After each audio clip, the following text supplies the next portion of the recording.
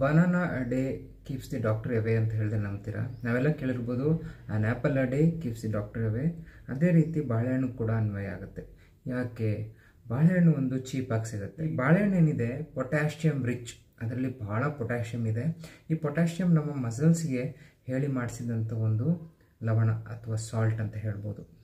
Most of the time muscle twitchings, ಕಣ್ಣು ಹೊಡ್ಕೊಳ್ತಾ ಇರುತ್ತೆ, ತುಟಿ ಹತ್ರ ಟ್ವಿಚಿಂಗ್ಸ್ ಆಗ್ತಾ ಇರುತ್ತೆ, ಸಣ್ಣ ಮಸಲ್ ಟ್ವಿಚಿಂಗ್ಸ್ ಆಗ್ತಾ ಇರುತ್ತೆ. ಅದಕ್ಕೆ ಪೊಟ್ಯಾಷಿಯಮ್ ಸಪ್ಲಿಮೆಂಟ್ ಮಾಡಿದ್ರೆ ಅದು ಕ್ಯೂರ್ ಆಗೋ ಚಾನ್ಸಸ್ ಇರುತ್ತೆ. And 3 to 4% of this muscle problems ಅಷ್ಟೇ ನ್ಯೂರಲಾಜಿಕಲ್ ಪ್ರಾಬ್ಲಮಿಂದ ಉಂಟಾಗುವಂಥದ್ದು.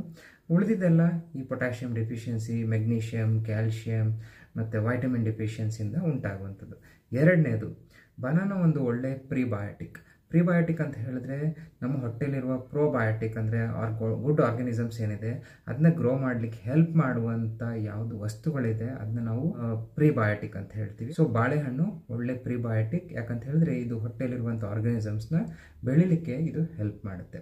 ಮೂರನೇದು, ಬಾಳೆಹಣ್ಣಲ್ಲಿ ಪೊಟ್ಯಾಷಿಯಮ್ ರಿಚ್ ಇರೋದ್ರಿಂದ BP ಇರೋರು ಕೂಡ ಇದನ್ನ ಸೇವಿಸ್ಬೋದು. ಸೊ ನಾಲ್ಕನೇದು, most of the time constipation relieve ಮಾಡಲಿಕ್ಕೆ ಬಾಳೆಹಣ್ಣು ಹೆಲ್ಪ್ ಮಾಡುತ್ತೆ. ಸೊ ಅದರಿಂದ ನಾನು ಹೇಳೋದು banana a day can keep the doctor away. ಅದರಿಂದ ನೀವು ನಿಮ್ಮ ಫ್ರೆಂಡ್ಸು ಬನಾನಾ ತೊಗೊಳೋದನ್ನ ಮರಿಬೇಡಿ. ಮತ್ತು ಯಾರಿಗೆಲ್ಲ ಬಾಳೆಹಣ್ಣು ಭಾಳ ಇಷ್ಟ ಅಂಥವ್ರ ಜೊತೆ ಈ ವಿಡಿಯೋನ ಹಂಚ್ಕೊಳ್ಳೋದನ್ನ ಮರಿಬೇಡಿ. Thank you very much.